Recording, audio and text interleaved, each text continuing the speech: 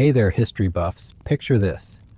You're walking through the bustling streets of ancient Rome, marble columns gleaming in the Mediterranean sun, citizens in pristine togas discussing philosophy and politics. The empire is at its peak. Civilization itself seems to have reached perfection. But then you catch a whiff of something that makes your eyes water and your stomach turn. Something that reminds you that beneath all that marble and grandeur, someone had to deal with the less glamorous side of human existence. Today, we're diving deep into one of history's most overlooked and absolutely revolting occupations. We're talking about the men who cleaned Rome's latrines. And trust me, by the end of this video, you'll never complain about your job again, because what these poor souls endured on a daily basis was beyond anything you could imagine. Now, before we get into the truly horrifying details, hit that like button if you're ready to learn about one of humanity's worst career choices. And let me know in the comments what time period you're watching from and what the worst job you've ever had was. I guarantee it doesn't come close to what we're about to explore. Also, if you enjoy diving into the darker, grittier side of history that textbooks conveniently skip over, make sure to subscribe because we've got plenty more where this came from. But fair warning, you might want to finish eating before we continue. So let's transport ourselves back to ancient Rome, around the height of the empire. We're talking 1st and 2nd century CE, when Rome was home to over 1 million people crammed into a space smaller than modern Manhattan. And here's the thing nobody tells you about Rome's legendary engineering and sanitation systems. Someone had to maintain them. Someone had to get down into the sewers, into the public toilets, into the private latrines of the wealthy. Someone had to scrape, shovel, and haul away the waste of an entire civilization. That someone was the latrine cleaner. And their story is about to make you appreciate modern plumbing in ways you never thought possible. Now you might be thinking, come on, how bad could it really have been? After all, we're talking about Rome, the pinnacle of ancient engineering. They built roads that lasted millennia, aqueducts that supplied fresh water across hundreds of miles, the Colosseum that still stands today. Surely they had figured out waste management too, right? Well, yes and no. Rome did have impressive sewage systems for their time. The Cloaca Maxima, their great sewer, was an engineering marvel that drained the city's waste into the Tiber River. They had public latrines that could accommodate dozens of people at once. Some wealthy Romans even had private toilets in their homes connected to the sewer system. But here's what they didn't have: toilet paper, proper ventilation, safety equipment, or any understanding of disease transmission. And most importantly, they didn't have machines to do the dirty work. Everything, and I mean everything, had to be done by hand. Enter our unfortunate protagonist, the latrine cleaner. In Latin, they were called stercorarii or cloacarii, depending on whether they cleaned private latrines or public sewers.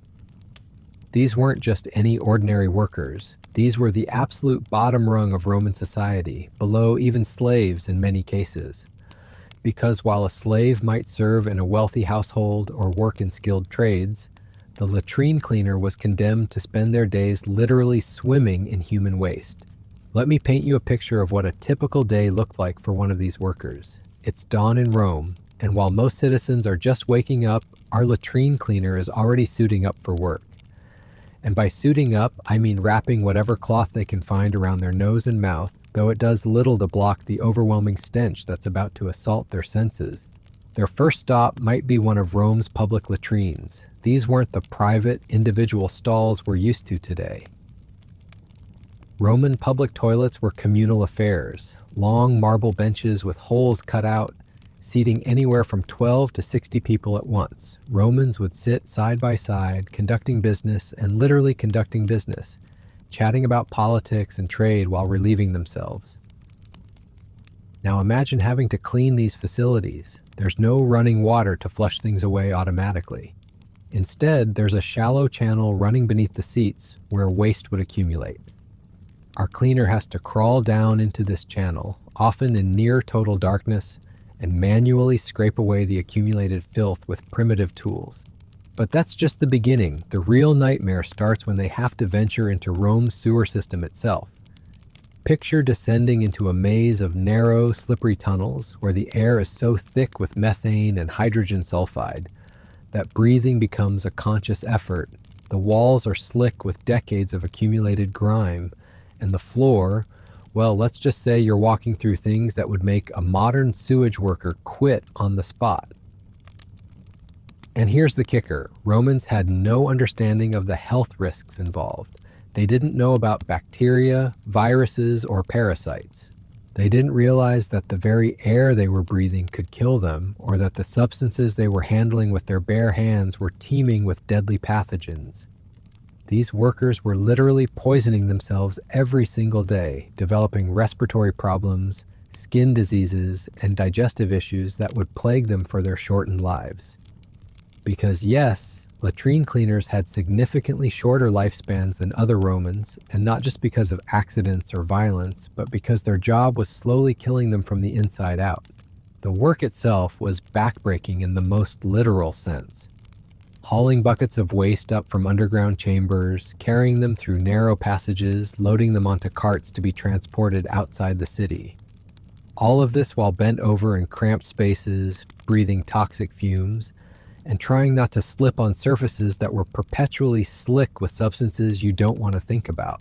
And we haven't even talked about the smell yet. Imagine the worst odor you've ever encountered, multiply it by 1,000, then trap yourself in an enclosed space with it for 12 hours a day.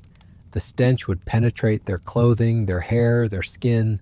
No amount of washing could remove it completely. These workers carried the smell of their profession with them everywhere they went, marking them as social outcasts even when they weren't working. Speaking of social status, let's talk about how Roman society treated these essential workers. Despite providing a service that was absolutely crucial to the functioning of the city, latrine cleaners were viewed with disgust and contempt.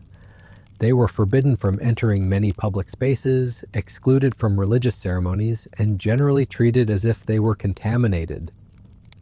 Romans believed that certain professions made a person infames, essentially marking them as dishonorable.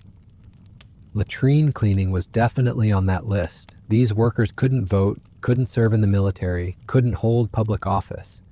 They were social pariahs, relegated to living in the worst parts of the city, often in ramshackle buildings near the very sewers they cleaned. Even their families suffered from association. Children of latrine cleaners found it nearly impossible to escape their parents' profession. No respectable family would allow their children to marry into a latrine cleaner's family. No other employer would hire them for better work. It was a cycle of degradation that trapped entire families for generations. But wait, it gets worse. Because cleaning latrines wasn't just dangerous and disgusting, it was also incredibly unstable work. These weren't steady jobs with regular pay. Most latrine cleaners worked on a contract basis, hired by wealthy homeowners or public officials when their facilities needed cleaning. This meant periods of relative income followed by stretches of unemployment and poverty. And since no one wanted to be around them during their off hours, latrine cleaners often struggled to find other work to supplement their income. They were trapped in a profession that slowly destroyed their health while providing barely enough money to survive. The working conditions were beyond what we would consider acceptable even for the most dangerous jobs today. No safety equipment, no protective clothing, no emergency procedures. If a worker collapsed from toxic fumes, which happened regularly, their colleagues had to drag them out and hope they survived. If someone slipped and fell into a deep sewer channel, rescue was often impossible. And the Romans' idea of workplace safety was essentially, don't die because we need this job done. There were no regulations protecting workers, no compensation for injuries, no retirement plans for those lucky enough to survive long enough to grow old.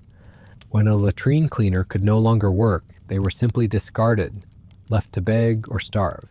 The tools of the trade were as primitive as you'd expect.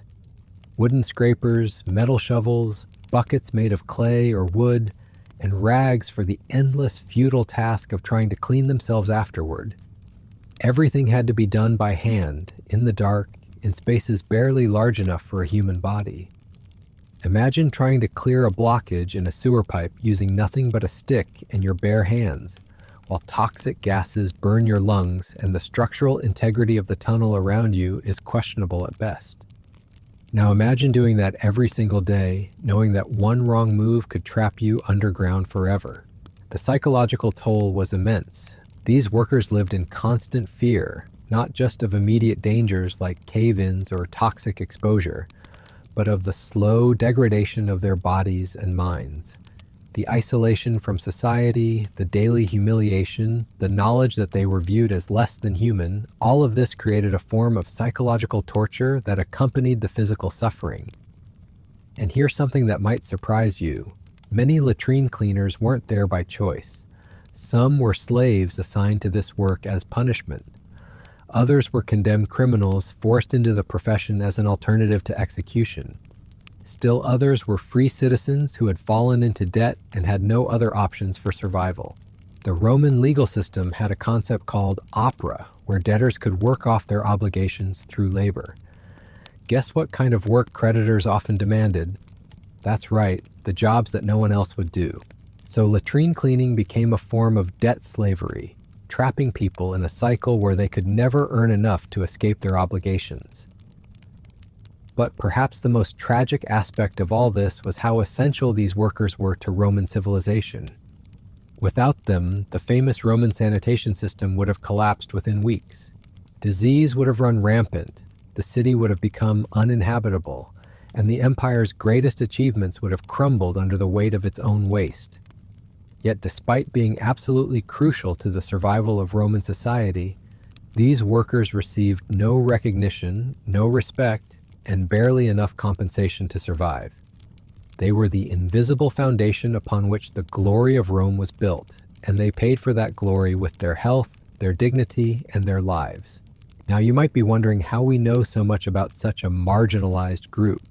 The truth is, most of what we know comes from fragments, mentions in legal documents, graffiti found in ancient latrines, and the occasional reference in literature where Roman authors used latrine cleaners as examples of the absolute bottom of society.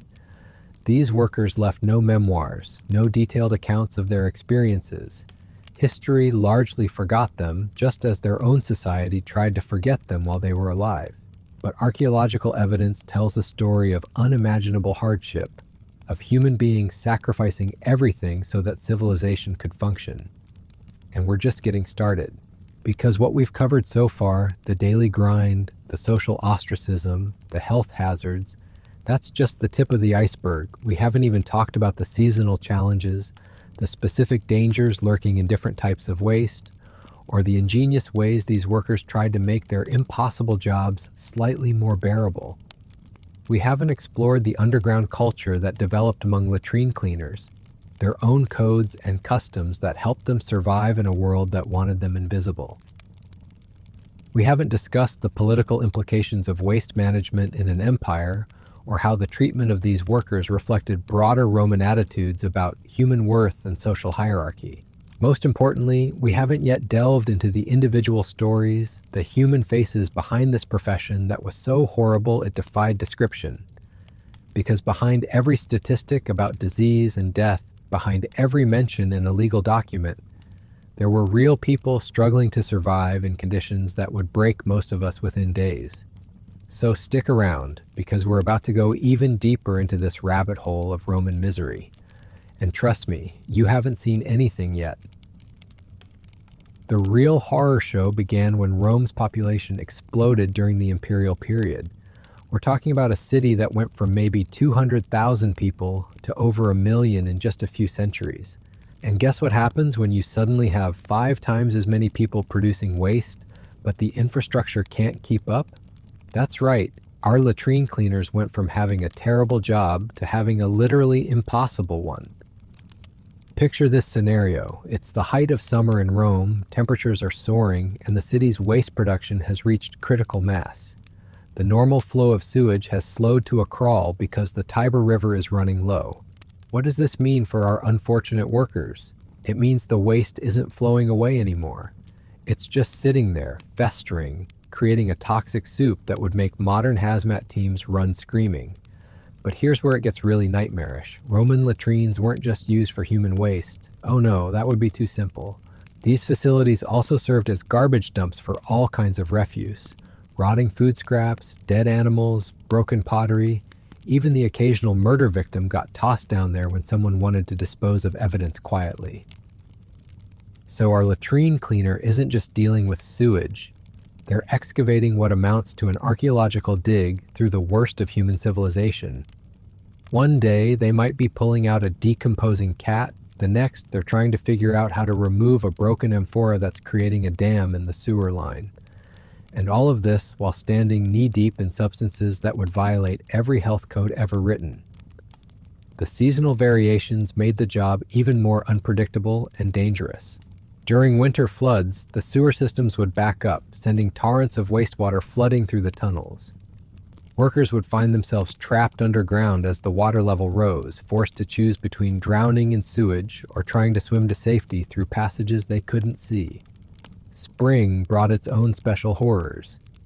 As the weather warmed up, all that accumulated waste from winter would start to decompose at an accelerated rate.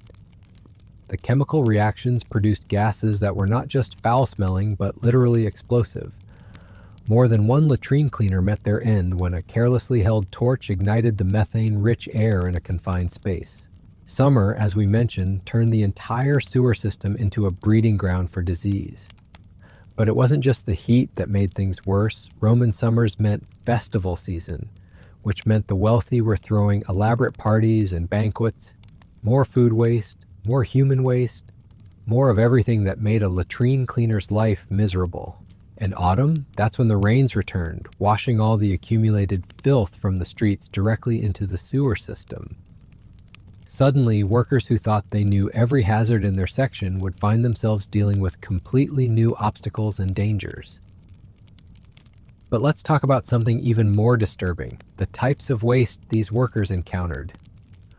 Romans had some interesting ideas about medicine and bodily functions that created unique challenges for latrine cleaners. For instance, wealthy Romans regularly used lead-based cosmetics and medicines, which meant their waste was literally toxic in ways they didn't understand. The lead poisoning wasn't just affecting the wealthy Romans who consumed it.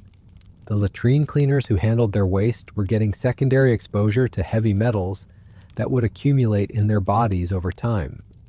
This explains why many of these workers developed neurological symptoms, kidney problems, and other conditions that Roman physicians couldn't explain or treat.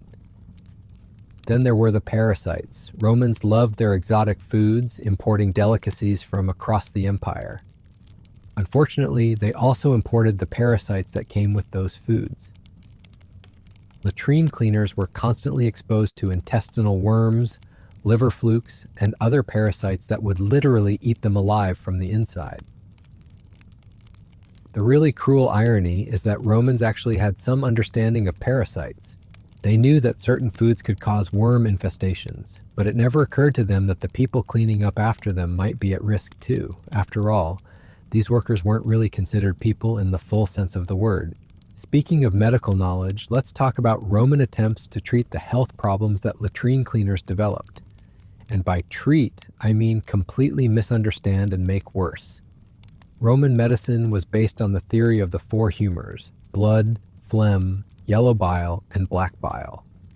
According to this system, illness was caused by an imbalance of these humors. So when a latrine cleaner came down with respiratory problems from breathing toxic fumes all day, what did Roman physicians do? They might prescribe bloodletting to remove excess blood, or they might recommend eating certain foods to balance the humors. The idea that the symptoms might be caused by the work environment simply didn't occur to them.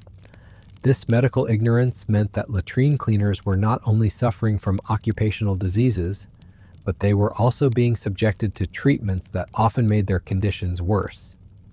Imagine having lung damage from breathing sewer gases, then having a physician drain your blood because he thinks you have too much of the hot humor. The economic aspects of this profession were just as brutal as the physical ones. Most latrine cleaners worked as independent contractors, which in Roman terms meant they had absolutely no job security or legal protections. They would bid for contracts to clean specific facilities, often competing against each other in a race to the bottom. This created a vicious cycle where workers would underbid each other, driving wages so low that they could barely afford food, let alone proper tools or protective equipment. And since the work was so dangerous and unpredictable, they never knew if they'd be able to complete a contract or if they'd end up injured or dead before finishing the job. The wealthy Romans who hired these workers knew exactly what they were doing. They would deliberately create bidding wars among desperate workers, knowing that someone would always be desperate enough to take the job for almost nothing. And if a worker got injured or killed on the job, well, there were always more desperate people willing to take their place. But here's where Roman society showed its true colors. While they treated latrine cleaners as disposable, they also made it nearly impossible for them to leave the profession. Remember that concept of infamia we mentioned earlier? Once you were marked as dishonorable, it followed you forever. Even if a latrine cleaner somehow managed to save enough money to try a different line of work, they would find doors closed everywhere they went. No respectable business would hire them, no craftsman would take them as an apprentice, no landowner would rent them decent housing. They were trapped in a social category that was designed to be inescapable. This system created what we might recognize today as generational poverty, but with an added layer of social stigma that made it even more devastating.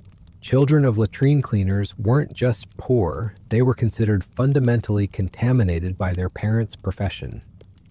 The psychological warfare didn't end there. Roman society had developed elaborate rituals and customs designed to remind latrine cleaners of their place in the social hierarchy. They were required to wear specific types of clothing that marked them as unclean. They had to follow different routes through the city to avoid contaminating areas where respectable citizens gathered. During religious festivals, when the rest of Rome was celebrating, latrine cleaners were often required to work extra shifts, cleaning up after the festivities they weren't allowed to participate in.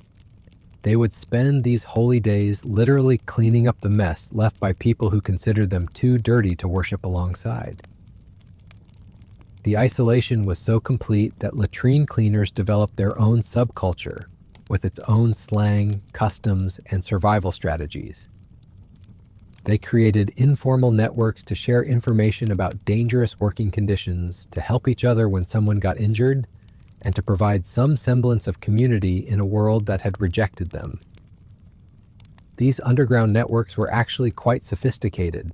Workers would develop code words to warn each other about hazardous areas, share techniques for dealing with specific types of blockages, and even create informal insurance systems where they would pool resources to help the families of workers who died on the job.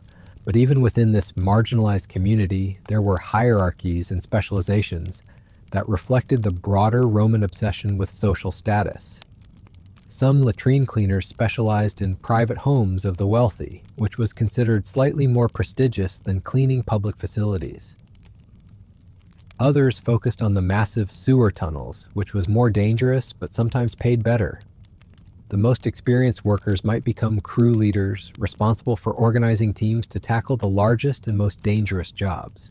But even these elite latrine cleaners were still at the absolute bottom of Roman society. Being the best at the worst job in the empire was still being the worst. And here's something that really shows how twisted Roman priorities were. They had elaborate laws governing the treatment of gladiators, rules about how slaves should be fed and housed, regulations about military equipment and training. But for latrine cleaners, nothing. No safety requirements, no minimum wages, no standards for working conditions. The message was clear: gladiators and slaves had value as property or entertainment. Latrine cleaners were just a necessary evil, like rats or disease, something you had to deal with but didn't want to think about too carefully. This legal invisibility meant that when accidents happened, and they happened constantly, there was no recourse for the victims or their families. If a tunnel collapsed and killed a crew of workers, well, that was just the cost of doing business. The wealthy homeowner might have to find new workers, but that was their only concern. The accident rate was staggering by any measure. Cave-ins were common because Roman engineering, for all its accomplishments, wasn't designed with worker safety in mind. Toxic gas poisoning killed workers regularly. drowning in sewage was a constant threat during heavy rains or when underground chambers flooded. But perhaps the most common cause of death was simply the cumulative effect of daily exposure to hazardous conditions. Workers would develop chronic respiratory problems, skin diseases, digestive disorders, and neurological symptoms that would slowly kill them over months or years. The life expectancy of a latrine cleaner was probably less than half that of an average Roman citizen. Most didn't live to see 40, and those who did were often so damaged by their work that they couldn't continue. Since there was no social safety net, disabled workers were left to beg or starve. And we haven't even talked about the violence yet. Because yes, on top of everything else, latrine cleaners were also frequent victims of crime and assault. Their low social status made them easy targets for robbery, since criminals knew that no one would investigate crimes against such despised individuals. Sometimes the violence came from the very people they worked for. Wealthy Romans who were dissatisfied with a cleaning job might have their workers beaten as punishment. Since latrine cleaners had no legal standing, they couldn't seek justice for these assaults. The violence wasn't always physical either. Romans were masters of psychological cruelty, and they seemed to take special pleasure in humiliating latrine cleaners. Workers might be forced to perform their duties while wealthy Romans watched and made jokes, treating human suffering as entertainment. This casual cruelty reveals something deeply disturbing about Roman civilization. For all their achievements in law, engineering, and governance, they were capable of breathtaking inhumanity toward those they considered beneath them. The treatment of latrine cleaners shows us the dark underbelly of Roman society, the price that was paid for all that marble and glory. But here's what makes this story even more tragic. These workers were absolutely essential to everything Romans valued most. Without proper waste management, Roman cities would have been uninhabitable. Disease would have run rampant, trade would have collapsed, and the entire imperial system would have crumbled. The Romans knew this, at least intellectually. They understood that sanitation was crucial to urban life. They invested enormous resources in building sewers and aqueducts, but they couldn't bring themselves to treat the people who maintained these systems with even basic human dignity. This contradiction gets to the heart of what made being a latrine cleaner so uniquely horrible. It wasn't just that the work was dangerous and disgusting, though it certainly was. It wasn't just that the pay was terrible and the social status was non-existent, though both of those were true too. The real horror was the knowledge that you were absolutely essential to civilization, yet civilization treated you as less than human. You were keeping the empire running, literally cleaning up after the most powerful people in the world, and in return you got disease, poverty, violence, and contempt. And the worst part, there was no way out, no hope for advancement, no possibility of escape, no chance that things might get better. You were born into this hell, you lived in this hell, and you died in this hell, all while the people you served lived in luxury built on your suffering. That's what made being a latrine cleaner in ancient Rome not just a bad job, but a form of living death. And we're still not done exploring just how deep this rabbit hole of human misery goes. The daily routine of a latrine cleaner began before dawn, not because they were eager to start work, but because the only time they could access certain facilities was when respectable Romans weren't around to be offended by their presence. They would gather their primitive tools, wrap whatever cloth they could find around their faces, and descend into a world that existed beneath the marble splendor of the empire. But here's where things get really twisted. The Romans had this brilliant idea that certain jobs were so contaminating that even being near someone who did them could pollute you spiritually. Latrine cleaners fell into this category, along with executioners, prostitutes, and actors. The difference was that actors and prostitutes could at least wash off their shame at the end of the day. For latrine cleaners, the contamination was considered permanent. This wasn't just social prejudice, mind you. Romans genuinely believed that handling human waste made you spiritually unclean in a way that could never be fully remedied. They thought it marked your soul, that it changed something fundamental about who you were as a person. So even if a latrine cleaner somehow managed to change professions, they would still carry this spiritual stain for the rest of their lives. The religious implications were devastating. Romans were deeply superstitious people who believed that the gods watched everything and judged everyone. Latrine cleaners were banned from most temples, excluded from religious festivals, and forbidden from making offerings to the gods. They were essentially cut off from the spiritual life of their community. Imagine living in a world where you believed your eternal soul was at stake, and being told that because of your job, you were too dirty for the gods to even acknowledge. The psychological damage of this spiritual exile was probably worse than any physical hardship these workers endured. And speaking of physical hardships, let's talk about the tools these workers had to use. We mentioned wooden scrapers and clay buckets, but the reality was even more primitive than that. Most latrine cleaners couldn't afford proper tools, so they improvised with whatever they could find or steal. A typical worker might have a broken piece of pottery for scraping, a rotting wooden bucket that leaked constantly, and maybe a stick for probing blockages. They would tie rags around their hands to protect them from the worst of the filth, but these makeshift gloves would dissolve within hours of contact with the acidic waste they were handling. The lack of proper equipment wasn't just an inconvenience, it was literally killing them faster.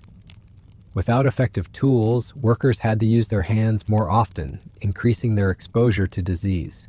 Without sturdy containers, they had to make more trips, spending more time in toxic environments. Without protective gear, every day on the job was a slow form of suicide.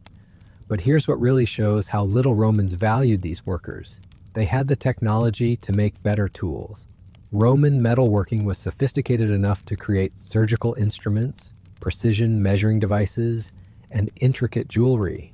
They could have easily manufactured proper protective equipment for latrine cleaners. They just chose not to. The message was clear: these workers weren't worth the investment. It was cheaper to let them get sick and die, then replace them with other desperate people, than it was to spend money on equipment that might keep them alive longer. The Romans had essentially calculated that human lives were worth less than the cost of proper tools.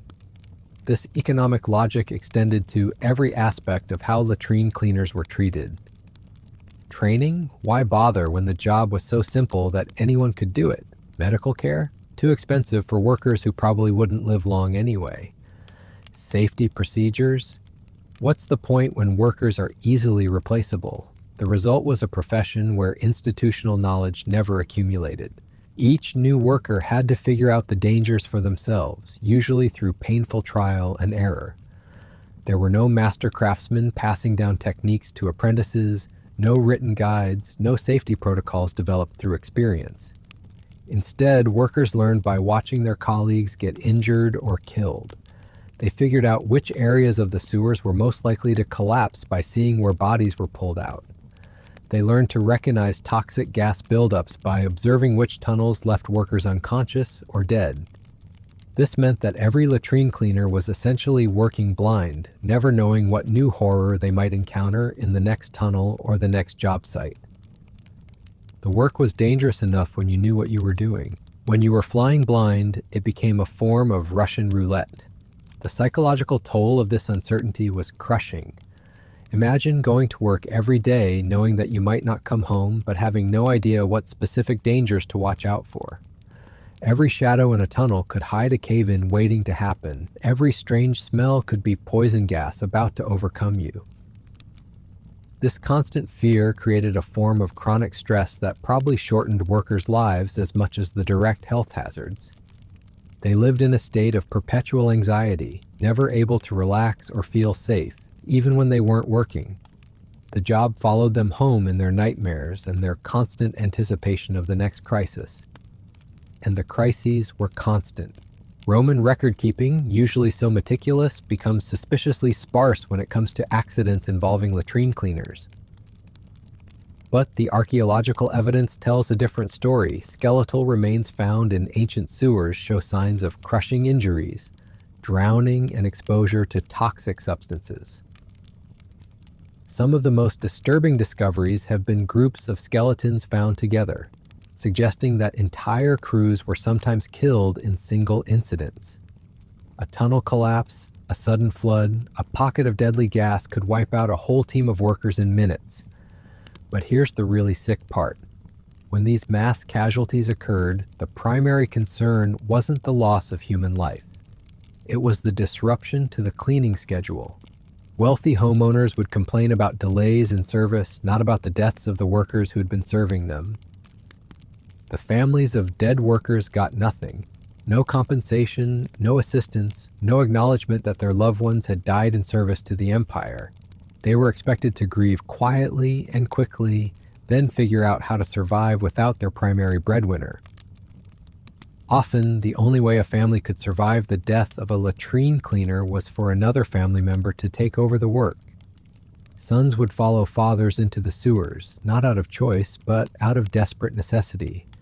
Wives would sometimes take over their dead husbands' contracts, adding the dangers of the work to the already considerable challenges of being a woman in Roman society.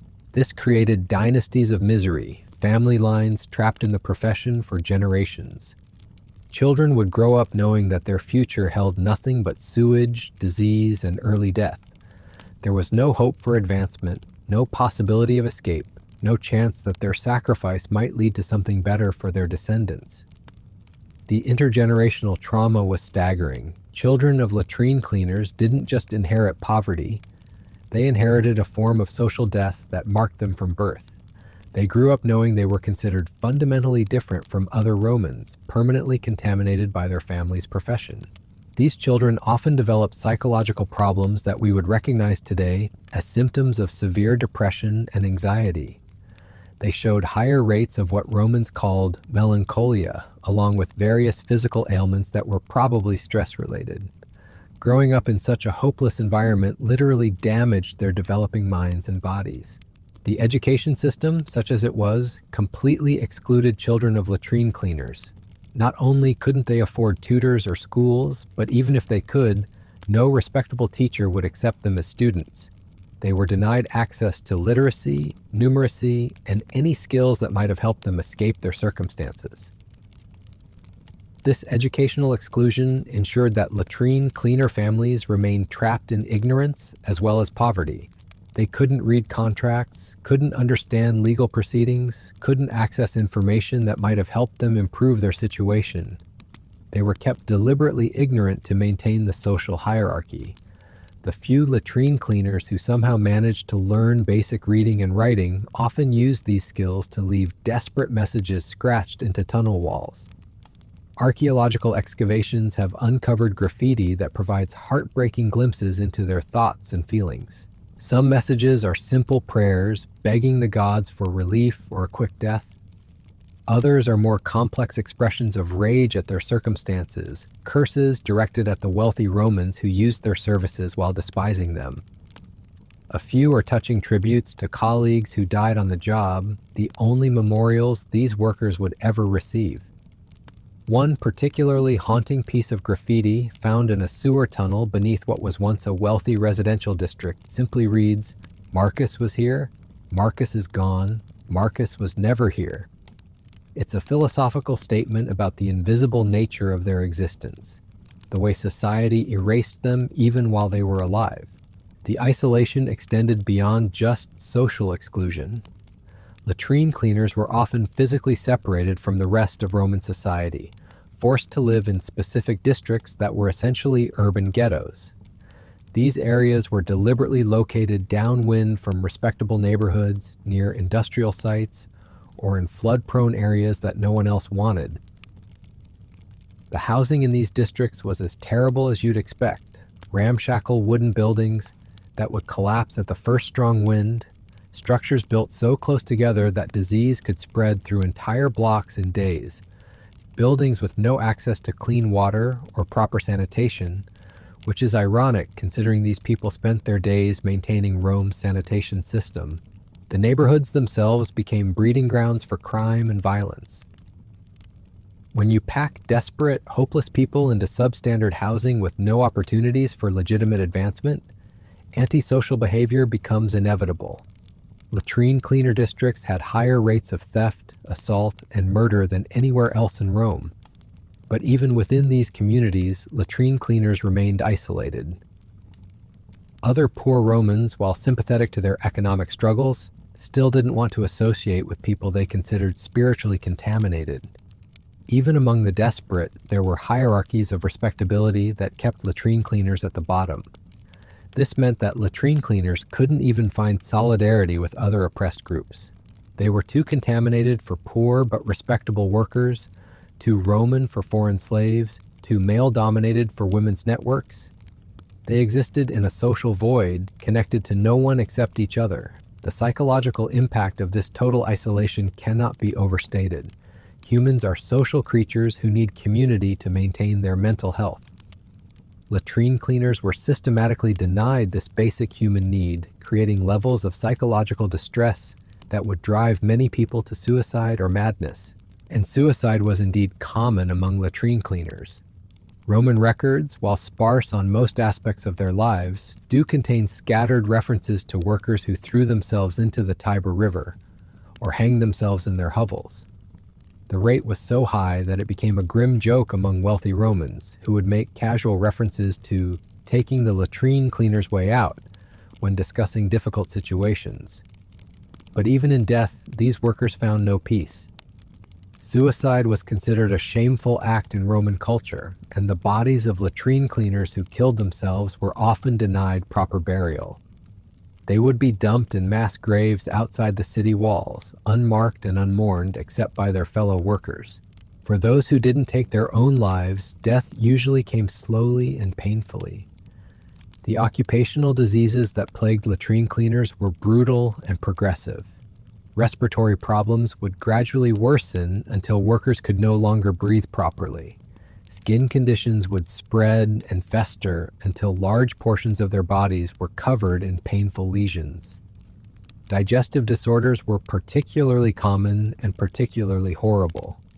Constant exposure to parasites and toxic substances would destroy workers' gastrointestinal systems, leading to chronic diarrhea, internal bleeding, and malnutrition even when food was available. They would literally waste away, their bodies consuming themselves as their digestive systems failed. Neurological problems were also widespread, probably due to heavy metal poisoning and toxic gas exposure. Workers would develop tremors, seizures, and cognitive impairment that made their dangerous jobs even more hazardous. Many experienced what we would now recognize as severe depression and anxiety, though Romans interpreted these symptoms as moral failings rather than medical conditions. The progression of these diseases followed a predictable pattern. New workers might last a few years before serious symptoms appeared. Experienced workers who had survived the initial dangers would then face a slow decline as occupational illnesses accumulated. Very few lived long enough to become truly elderly, and those who did were usually so damaged that they served as living warnings to younger workers. But perhaps the cruelest aspect of the health problems faced by latrine cleaners was how they were blamed for their own suffering. Roman medical theory held that disease was often caused by moral failings or spiritual pollution. Since latrine cleaners were already considered morally contaminated, their illnesses were seen as natural consequences of their degraded state. This meant that when workers sought medical treatment, which they rarely could afford anyway, they were often told that their problems were divine punishment for their shameful profession. Physicians would refuse to treat them or would prescribe remedies that were designed more to punish than to heal. The few medical practitioners who would treat latrine cleaners were usually quacks or charlatans who preyed on desperate people. They would sell useless potions, perform harmful procedures, or recommend treatments that made workers' conditions worse. These fake healers knew that latrine cleaners had no recourse if the treatments failed, so they could experiment on them without consequences. Even when effective treatments existed, they were often denied to latrine cleaners on the grounds that their profession would just make them sick again anyway. Why waste good medicine on people who were going to be re-exposed to toxins the next day? It was more logical, from the Roman perspective, to save medical resources for people whose lives were considered more valuable. This medical neglect extended to preventive care as well. Romans had developed some understanding of how to prevent certain diseases, but this knowledge was never applied to protecting latrine cleaners. No one suggested that workers might benefit from protective equipment, regular health checkups, or limits on exposure to hazardous substances. The result was a workforce that was sick, desperate, and dying, yet still expected to perform essential services for the empire. It was a system that consumed human lives as efficiently as it processed human waste, grinding up people and discarding them when they were no longer useful. And we haven't even talked about the winter yet, when the job became truly impossible. Winter in ancient Rome wasn't just cold for latrine cleaners, it was a death sentence with snow on top. When temperatures dropped, the already nightmarish conditions of their work transformed into something that defied human endurance. The sewage they worked in would partially freeze, creating a slush of human waste mixed with ice that was somehow even more revolting than the liquid version. But the real killer wasn't the cold itself. It was what the cold did to the Roman sewer system. During freezing weather, pipes would crack and burst, sending torrents of waste flooding through underground tunnels. Workers would find themselves trapped in rapidly filling chambers, forced to choose between drowning in sewage or hypothermia in the freezing air above. The tools they used became weapons against them in winter. Metal scrapers would stick to their flesh in the cold. Clay buckets would shatter at the slightest impact. The rags they wrapped around their hands for protection would freeze solid, creating painful ice mittens that offered no warmth and made it impossible to grip anything safely. And here's where Roman engineering really failed these workers. Those famous heated floors that kept wealthy Romans comfortable, they made the sewer tunnels underneath even more dangerous. The contrast between the freezing sewers and the heated buildings above created temperature differentials that would cause sudden expansions and contractions in the tunnel walls. Cave-ins that were merely probable in summer became inevitable in winter. The wealthy Romans, of course, used their heating systems more heavily during cold weather, which meant more demand for latrine cleaning services precisely when the work was most dangerous. Rich families would host elaborate winter banquets, generating massive amounts of waste that needed to be cleared immediately. They couldn't have their precious heated floors contaminated by backed-up sewage.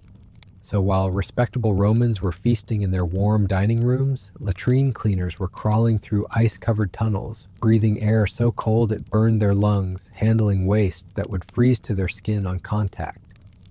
The mortality rate during winter months was so high that some crews would lose half their members between December and March. But the seasonal nightmare wasn't limited to winter. Spring brought its own special form of hell when all that accumulated winter waste would suddenly thaw and start moving through the system at once. The spring floods weren't just water, they were tsunamis of liquefied filth that had been building up for months. Workers would arrive at job sites to find that winter blockages had created massive dams of frozen waste. When these dams broke, which they always did eventually, the resulting floods could drown entire crews in minutes. The force of these sewage tsunamis was powerful enough to tear apart tunnel walls and crush anyone unlucky enough to be in their path. And summer? That's when the real creativity of Roman cruelty came into play. Wealthy families would leave the city during the hottest months, retreating to their country villas where the air was cleaner and the temperatures more bearable. But they couldn't just leave their urban properties unattended. Someone had to maintain them, including cleaning their private latrines.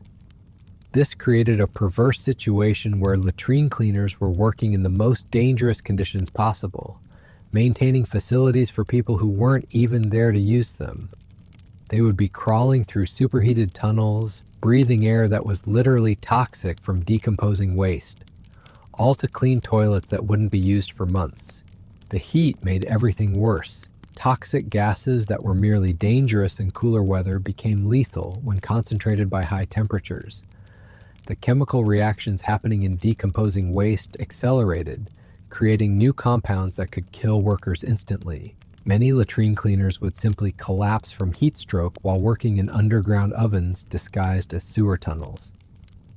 But let's talk about something that really shows the depth of Roman callousness toward these workers: the entertainment factor. Yes, you heard that right. Wealthy Romans sometimes treated the suffering of latrine cleaners as a form of amusement. There are records of dinner parties where guests would make bets on how long a particular worker could stay conscious in a toxic tunnel. Rich Romans would hire latrine cleaners to perform their duties while the wealthy watched and made jokes. It was like gladiatorial combat, except instead of fighting wild animals, the entertainment was watching poor people slowly poison themselves for money. Some wealthy families would deliberately create more challenging working conditions just to see how their workers would handle them. They might block drainage systems to create artificial floods, or mix different types of waste to create more toxic combinations. The suffering of latrine cleaners had become a spectator sport for people who had too much money and too little empathy. This wasn't just casual cruelty. It was systematic dehumanization designed to reinforce social hierarchies. By turning the pain of latrine cleaners into entertainment, wealthy Romans were sending a clear message. These people aren't really human, so their suffering doesn't matter morally. The psychological impact on the workers was devastating. Imagine knowing that your daily struggle to survive was considered amusing by the very people you served. That your pain, your fear, your slow death from occupational diseases was literally a joke to people who had never worked a day in their lives. This entertainment aspect also meant that latrine cleaners couldn't even maintain the dignity of suffering in private. Their worst moments, their most desperate struggles, were often performed in front of audiences who saw them as less than human. They were denied even the basic respect of being allowed to suffer with dignity. The betting culture around latrine cleaner mortality created perverse incentives for wealthy Romans to make working conditions even more dangerous. If you had money riding on whether a worker would survive a particular job, you might be tempted to stack the odds in your favor by making the work more hazardous. There are documented cases of wealthy Romans deliberately creating dangerous situations just to win bets. They would send workers into areas they knew were unstable, or assign impossible tasks with deadly time limits. The lives of latrine cleaners had literally become gambling chips in the sick games of the wealthy. And speaking of games, let's discuss how the Roman legal system treated crimes against latrine cleaners. Spoiler alert, it didn't. Assaulting a latrine cleaner wasn't really considered a crime, since these workers had no legal standing to begin with. Killing one might result in a fine, but only if it was someone else's worker and you had damaged their property. This legal invisibility meant that latrine cleaners lived in a state of constant vulnerability to violence. Anyone could attack them with impunity, knowing there would be no consequences. Soldiers might use them for target practice. Wealthy young men might beat them for sport. Other workers might rob them, knowing the victims had no recourse.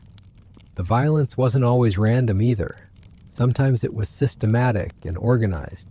Criminal gangs would target latrine cleaner communities, knowing they could steal, assault, and even murder with minimal risk of punishment. These workers were literally outside the protection of the law. Even when violence against latrine cleaners was witnessed by multiple people, including respectable citizens, prosecutions were rare. The testimony of a latrine cleaner wasn't considered reliable in court, since they were viewed as inherently dishonest due to their degraded moral status. They couldn't even speak in their own defense effectively. This created a feedback loop where violence against latrine cleaners became normalized and then escalated. If you could beat one with no consequences, why not kill one? If you could kill one without punishment, why not kill several? The dehumanization was so complete that mass violence against these workers was treated as a minor public disturbance rather than serious crime. The families of murdered latrine cleaners had no legal recourse and no social support. They couldn't demand justice, couldn't seek compensation, couldn't even get official acknowledgement that a crime had occurred. Their loved ones would simply disappear and life would go on as if nothing had happened. This atmosphere of constant threat changed how latrine cleaners behaved and interacted with the world around them. They learned to avoid eye contact with respectable citizens, to make themselves as invisible as possible, to never draw attention that might result in violence. They developed a hunched, submissive posture that became characteristic of their profession. The psychological adaptation to constant threat created what we might recognize today as symptoms of complex trauma. These workers lived in a state of hypervigilance, always scanning for potential dangers, never able to relax or feel safe. The stress hormones flooding their systems constantly probably contributed to their shortened lifespans as much as the occupational health hazards. Children growing up in latrine cleaner families learned these survival behaviors from infancy. They were taught never to look directly at wealthy Romans, never to speak unless spoken to, never to defend themselves even when attacked. These behavioral patterns became so ingrained that they were passed down through generations like genetic traits. The result was a population of people who had been systematically trained to accept abuse and violence as normal parts of life. They didn't fight back not because they were cowardly, but because fighting back would only result in worse violence with no possibility of justice or protection. But perhaps the most insidious aspect of this system was how it corrupted the latrine cleaners themselves. When you're treated as subhuman for long enough, some people begin to internalize that treatment. They start to believe they deserve the abuse, that their suffering is somehow justified by their inherent unworthiness. This psychological colonization was so effective that some latrine cleaners would actually defend the system that oppressed them. They would argue that their low status was natural and proper, that wealthy Romans deserved better treatment because they were inherently superior. The victims had been convinced to become advocates for their own oppression. The few latrine cleaners who maintained their sense of dignity and worth in the face of this systematic dehumanization were remarkable individuals. They had to constantly fight not just external oppression, but the internal voice telling them they deserved their fate. Maintaining mental health under these conditions required extraordinary psychological strength. These resilient individuals often became informal leaders within latrine cleaner communities, helping others resist the psychological colonization that threatened to destroy their humanity. They would remind their colleagues that they were human beings deserving of basic respect, even if the rest of society disagreed. But even these leaders faced constant pressure to give up their resistance. The system was designed to wear down anyone who tried to maintain dignity or fight for better treatment. Most eventually succumbed to despair or were eliminated by violence if they became too effective at organizing resistance. The few recorded instances of latrine cleaners organizing collective action were met with swift and brutal suppression. The Roman authorities understood that allowing these workers to develop any sense of collective power would threaten the entire social order. They couldn't allow slaves to see that even the lowest free Romans could organize and resist. When groups of latrine cleaners tried to negotiate for better working conditions or higher pay, they were typically met with violence rather than negotiation. The message was clear: these workers had no right to make demands, no power to negotiate, no standing to request even basic safety measures. The suppression of these organizing efforts was so thorough that we have very little historical record of them. Most of what we know comes from scattered references in legal documents or passing mentions in the writings of wealthy Romans, who viewed such activities as curiosities rather than serious political movements. This historical invisibility extends to almost every aspect of latrine cleaner culture and society.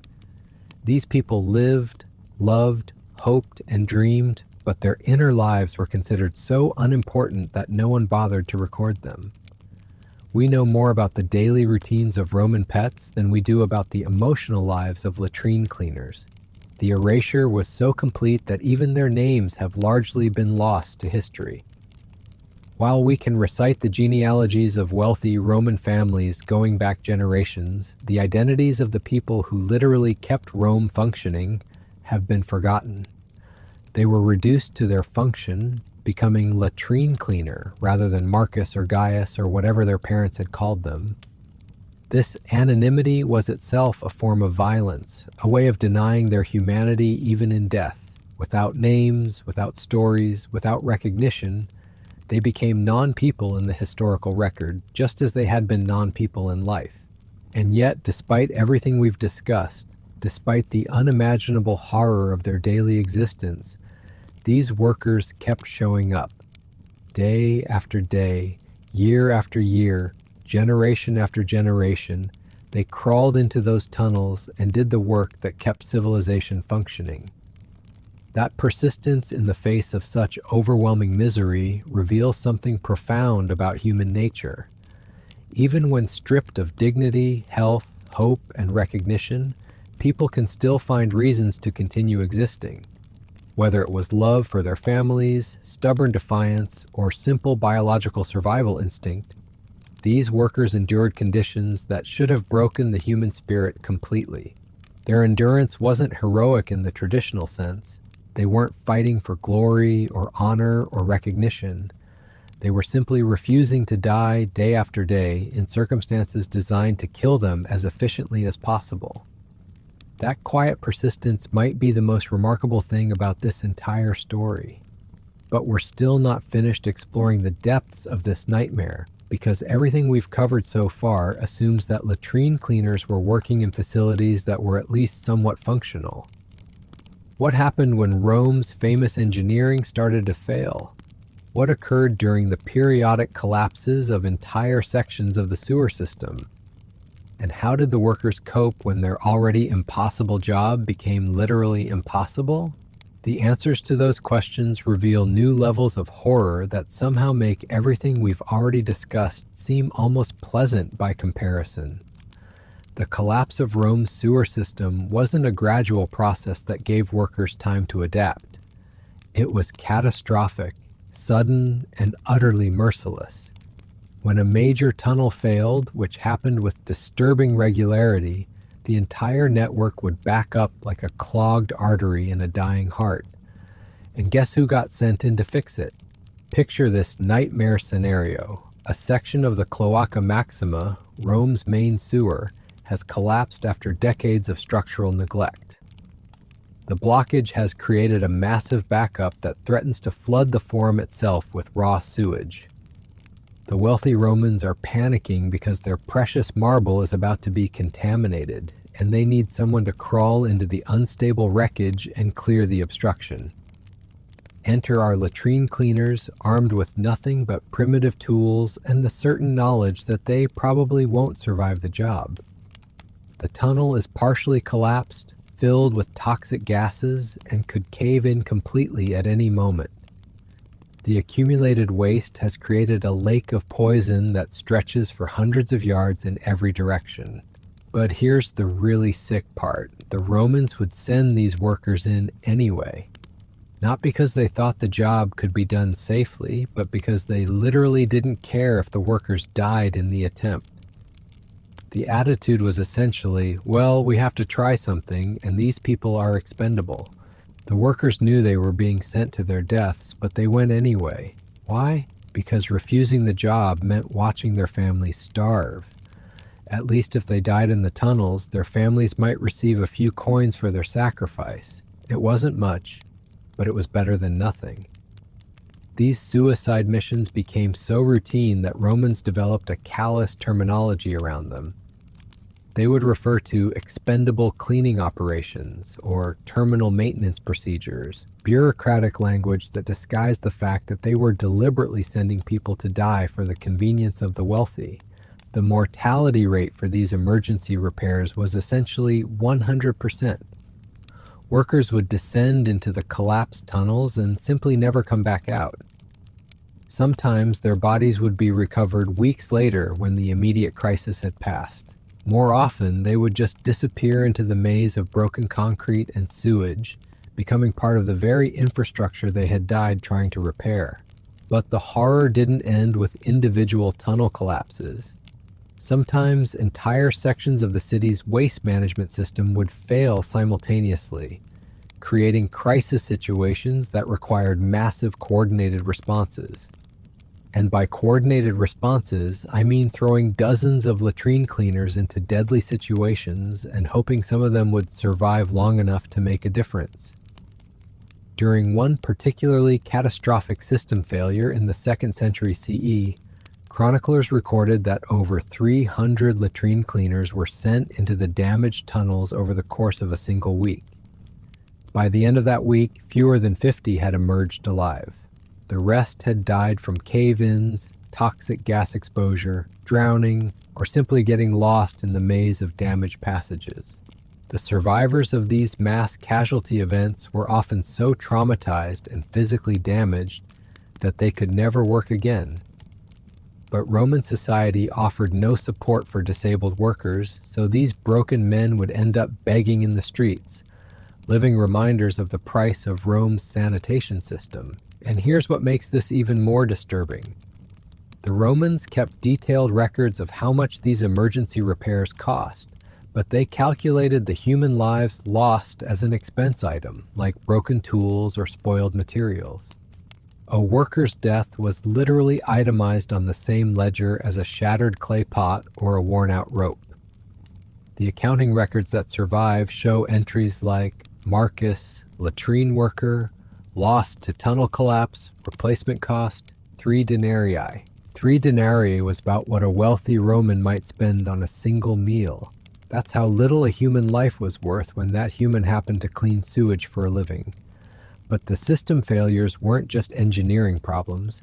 They were also opportunities for the wealthy to demonstrate their complete indifference to human suffering. When major repairs were needed, rich Romans would often gather to watch the work, treating the desperate struggles of the workers as a form of entertainment. There are accounts of betting pools where wealthy spectators would wager on how many workers would die during a particular repair operation. They would place odds on which specific hazards would claim the most lives, whether it would be cave-ins or toxic gases or drowning. The death of human beings had become a gambling opportunity for people who had never known real hardship. The workers knew they were being watched, knew their deaths were being turned into sport, but they had no choice but to continue. The alternative was letting their families face slow starvation, which seemed worse than quick death in a collapsing tunnel. So they would descend into hell while wealthy Romans cheered and exchanged coins based on their suffering. This spectacle aspect reveals something truly sick about Roman civilization. These weren't barbarians or primitives who didn't understand the value of human life. These were sophisticated, educated people who had developed complex philosophical systems about ethics and morality. Yet they could watch human beings die for their entertainment without feeling the slightest moral qualm. The psychological damage to the workers was unimaginable. Knowing that your death would be celebrated, that your final moments would be observed by people who saw you as less than human, created a form of existential horror that went beyond physical suffering. These workers weren't just dying, they were being murdered by indifference while crowds cheered. But let's talk about what happened to the workers who did survive these nightmare scenarios. You might think that surviving impossible odds would earn them some respect, maybe even a slight improvement in their social status. You would be wrong. Survivors of major tunnel collapses were often suspected of cowardice by their fellow workers. After all, if the job was so dangerous that most people died, how did these particular individuals manage to live? They must have hidden while their colleagues faced the worst dangers, or found some way to avoid the most hazardous work. This suspicion created a toxic dynamic within latrine cleaner communities where surviving was almost as bad as dying. Workers who lived through catastrophic events found themselves ostracized by the very people who should have been supporting them. They were simultaneously traumatized by what they had experienced and rejected by their own community. The few survivors who tried to speak publicly about the horrors they had witnessed were quickly silenced. Roman authorities didn't want detailed accounts of worker deaths circulating, since it might make it harder to recruit new workers for future suicide missions. Survivors who talked too much about their experiences had a tendency to disappear permanently. This systematic suppression of testimony meant that the true scope of the casualties was never recorded. We only know about the mass deaths because of scattered references in accounting records and the occasional mention in private correspondence. The voices of the victims themselves were silenced as efficiently as their lives were ended. The cover-up extended to the families of dead workers as well. Widows and children were often pressured to sign documents stating that their loved ones had died of natural causes or accidents, rather than acknowledging that they had been sent on suicide missions. In exchange for this false testimony, families might receive small payments that helped them survive for a few more months. This created a perverse situation where the families of dead workers became complicit in covering up the circumstances of those deaths. They knew they were lying about how their husbands and fathers had died, but they needed the money more than they needed the truth. The system corrupted even the grief of the survivors. The psychological manipulation was sophisticated and deliberate. Roman authorities understood that controlling the narrative around worker deaths was crucial to maintaining the supply of expendable labor. If people fully understood the mortality rates involved, even the most desperate might refuse to take these jobs. So they developed an elaborate mythology around latrine cleaning that portrayed it as honorable work that occasionally involved unavoidable risks. They emphasized the essential nature of the service while downplaying the systematic way workers were being sacrificed for the convenience of the wealthy. This propaganda was surprisingly effective, partly because people wanted to believe it. The alternative was acknowledging that Roman civilization was built on the systematic murder of its most vulnerable citizens, which was too horrible for most people to contemplate honestly. Even today, when we look back at Roman engineering achievements, we rarely think about the human cost involved in maintaining those systems. The aqueducts and sewers are celebrated as marvels of ancient technology, while the people who died building and maintaining them remain invisible in our historical narratives. But the workers themselves knew the truth, even if they couldn't speak it openly. In the graffiti they left behind, in the few written fragments that survive, we can see their awareness that they were being systematically sacrificed. They knew they were dying not for honor or glory, but for the convenience of people who despised them. This knowledge created a unique form of despair that went beyond ordinary hopelessness. These workers weren't just facing death, they were facing meaningless death in service to people who celebrated their suffering. They were dying so that wealthy Romans could continue to defecate in comfort without ever thinking about where their waste went afterward. The existential horror of this situation created what we might recognize today as a form of collective trauma that affected entire communities. Children growing up in latrine cleaner families didn't just inherit poverty and social exclusion, they inherited the knowledge that their lives were considered worthless by the civilization they served. This intergenerational trauma manifested in various ways that Roman observers noted but never understood. Children from these families showed higher rates of what Romans called melancholia and nervous disorders. They had trouble forming relationships, displayed aggressive or withdrawn behavior, and often died young even when they managed to avoid their parents' profession. The trauma wasn't just psychological either. The constant stress of living in a community where death was routine and meaningless created physical changes that were passed down through generations. Modern research suggests that severe trauma can actually alter gene expression in ways that affect children and grandchildren.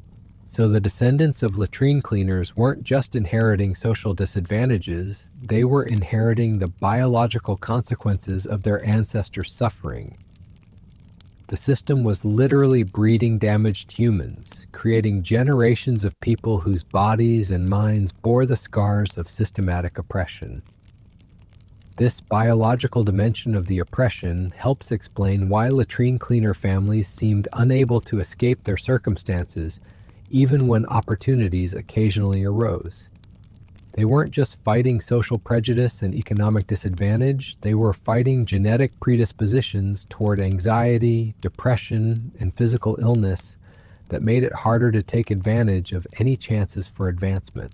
The Romans, of course, interpreted these inherited problems as evidence that latrine cleaners were naturally inferior people who deserved their low status.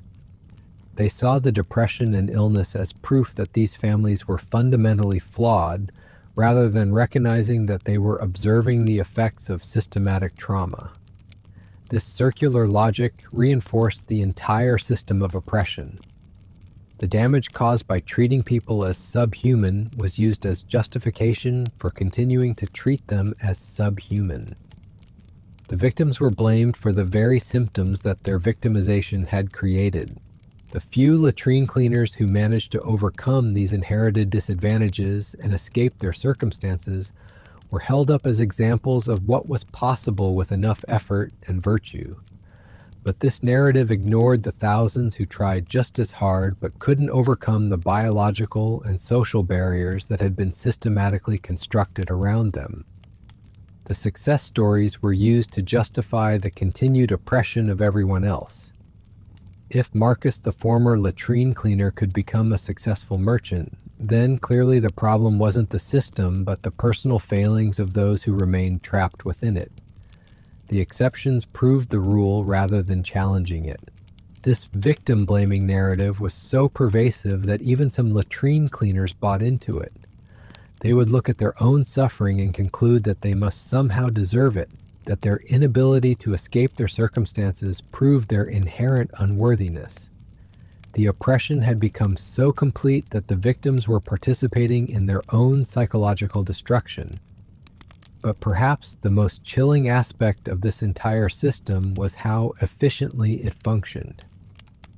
Despite the horrific mortality rates, despite the systematic dehumanization, despite the complete absence of safety measures or worker protections, Rome's sewage system continued to operate. The supply of desperate workers never ran out, and the waste kept flowing. This efficiency wasn't accidental. It was the result of careful social engineering designed to create a permanent underclass of expendable workers. The Romans had figured out how to maintain a steady supply of people willing to die for minimal compensation, and they had done it so systematically that it became invisible to most of society.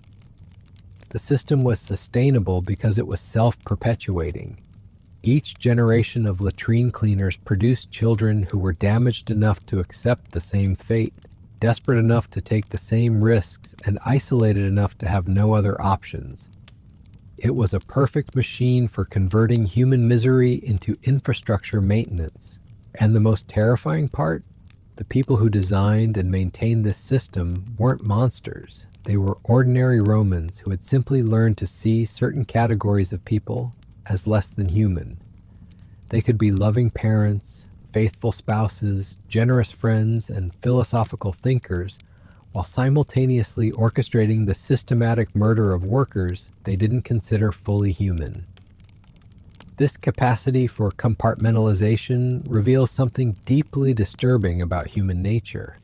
We like to think that people who commit atrocities must be obviously evil, that we would recognize and resist such systems if we encountered them. But the Roman example shows how easily ordinary people can participate in systematic oppression when it's presented as normal and necessary. The latrine cleaners of ancient Rome weren't just victims of a historical accident or a particularly cruel period in human development. They were victims of a carefully constructed system that could have been designed differently but wasn't, because the people with power found it convenient to sacrifice others for their comfort. And that system didn't disappear with the fall of Rome. The underlying logic that allows some people to be treated as expendable for the benefit of others has reappeared throughout history in different forms. The specific details change, but the fundamental dynamic remains remarkably consistent. The story of Rome's latrine cleaners isn't just a historical curiosity about an unpleasant job in the ancient world. It's a case study in how civilized societies can systematically dehumanize entire groups of people while maintaining the illusion of moral progress. It's a reminder that technological advancement and cultural sophistication don't automatically lead to greater respect for human dignity. But we're still not done with this nightmare, because everything we've discussed assumes that the latrine cleaners were at least working within an established system, however brutal. What happened when that system started to break down completely? What occurred during the final centuries of the Western Roman Empire, when the infrastructure began to crumble and the social order started to collapse? The answer is that things got even worse in ways that challenge our understanding of how low human civilization can sink while still calling itself civilized. As the Western Roman Empire entered its death throes in the 4th and 5th centuries CE, you might think that the collapse of central authority would have brought some relief to Rome's most oppressed workers. Perhaps the breakdown of the rigid social hierarchy would create opportunities for latrine cleaners to escape their circumstances, or maybe the general chaos would at least make their specific suffering less noticeable among the widespread misery. You would be catastrophically wrong. The decline of the empire didn't liberate latrine cleaners from their nightmare existence. It trapped them in a spiral of horror that made their previous suffering look like a pleasant vacation. As the imperial government weakened and local authorities struggled to maintain basic services, the already impossible job of waste management became literally apocalyptic. Here's what happened when a civilization built on systematic oppression started to crumble. The wealthy Romans, sensing that their world was falling apart, became even more desperate to maintain their lifestyle and status. They couldn't stop the barbarian invasions or fix the economic collapse, but they could damn well make sure their toilets stayed clean. This meant that as resources became scarcer and conditions became more dangerous, the demands placed on latrine cleaners actually increased. Wealthy families who might have previously hired crews of workers to maintain their facilities now expected the same level of service from skeleton crews working with even fewer resources than before. The mathematics of the situation were simple and brutal. Fewer workers, more waste, deteriorating infrastructure, and increasingly desperate wealthy patrons created a perfect storm of suffering that pushed latrine cleaning from merely horrific into something that defied human comprehension. Let me paint you a picture of what this looked like in practice. It's 425 CE, and Rome is a shadow of its former self. The population has dropped dramatically, but the waste management system was designed for a much larger city. Vast sections of the sewer network are now operating far below capacity, which means waste moves more slowly and accumulates in dangerous concentrations. A latrine cleaner named Gaius, let's call him, receives a contract to clean a wealthy senator's private facilities. In the old days, this might have been a job for a crew of 6 or 8 workers. Now Gaius is expected to do it alone, using tools that haven't been properly maintained in years, in tunnels that haven't been structurally inspected in decades. But here's the truly sick part. The senator paying for this work is completely aware that sending one man to do a job that previously required a crew is essentially a death sentence. He knows the tunnels are unstable, knows the accumulation of waste has created toxic conditions that no human should be exposed to, knows that Gaius will probably die in the attempt. And he sends him anyway because maintaining the illusion of civilized life has become more important than preserving human life. The senator can't control the barbarians at the gates or the economic collapse destroying his world, but he can make sure his toilet works properly. It's a form of psychological denial that requires the sacrifice of other people to maintain. Gaius knows he's probably going to die, but he takes the job anyway because his family is starving and no other work is available. The collapse of the empire has eliminated most other employment opportunities for people of his social class. So latrine cleaning has become not just the worst job available, but often the only job available. The working conditions that Gaius faces are beyond anything we've discussed so far. The reduced water flow in the sewers means that waste accumulates in stagnant pools that breed diseases unknown to medical science. The lack of maintenance means that tunnel walls are constantly crumbling, creating new hazards every day. The absence of any organized emergency response means that if something goes wrong, Gaius is completely on his own. And things go wrong constantly. The old Roman engineering was impressive, but it was never designed to operate with minimal maintenance for decades at a time. Pipes burst without warning, sending torrents of waste flooding through tunnels. Support beams rot and collapse, trapping workers in underground tombs. Toxic gas buildups reach levels that can kill instantly rather than slowly.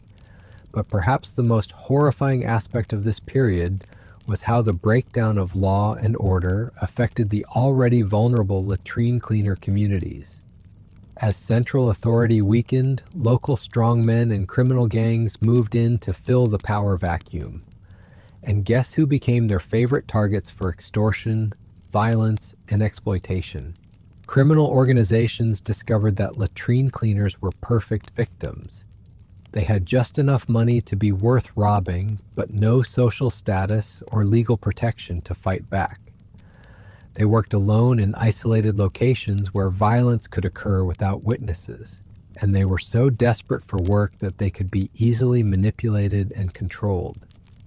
Gangs would extort protection money from workers, promising to keep them safe while actually creating most of the dangers they needed protection from.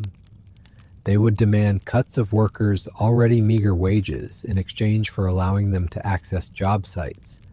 They would force workers to take on impossibly dangerous contracts by threatening their families. Some criminal groups went even further, essentially enslaving latrine cleaners and forcing them to work without pay, while keeping all the profits from their contracts. Workers who tried to resist or escape would be beaten, tortured, or killed as examples to others. The few legal authorities who still functioned had neither the resources nor the inclination to protect such low-status victims. This criminal exploitation created a new layer of horror on top of the already unbearable working conditions.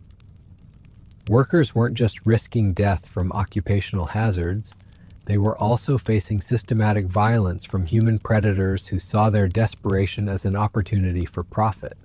The psychological impact of this double victimization was devastating. Workers had to worry not just about cave-ins and toxic gases, but also about whether the people who hired them were planning to rob or kill them after the job was done. Trust became impossible when anyone could be working with criminal gangs or planning to exploit your vulnerability. Some latrine cleaners tried to organize for mutual protection, forming small groups that would work together and watch out for each other. But these efforts were quickly infiltrated and destroyed by criminal organizations that saw any form of worker solidarity as a threat to their exploitation schemes. The isolation that had always plagued latrine cleaners became even more complete during this period. They couldn't trust their employers, couldn't rely on legal protection, couldn't count on community support, and often couldn't even trust each other. They existed in a state of total social isolation that made their physical suffering even more unbearable. And the physical suffering was reaching new heights of intensity. As the infrastructure continued to deteriorate and maintenance became even more haphazard, workers were being exposed to hazards that would have killed their predecessors instantly. The accumulated toxins in poorly maintained sewers reached concentrations that could cause immediate organ failure, blindness, or neurological damage.